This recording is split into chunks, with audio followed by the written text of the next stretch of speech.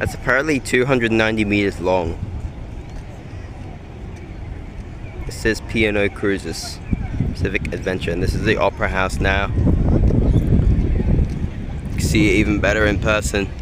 It's not as big as it looks. It's just what it looks like. That's the bridge just there. Hang on. This is the Harbour Bridge. Right next to the boat conveniently. Apparently that is about 300 meters long. That's 290. I bet that can fit nearly satisfyingly under that. There is the Aboriginal and Australian flag up there, if you can see.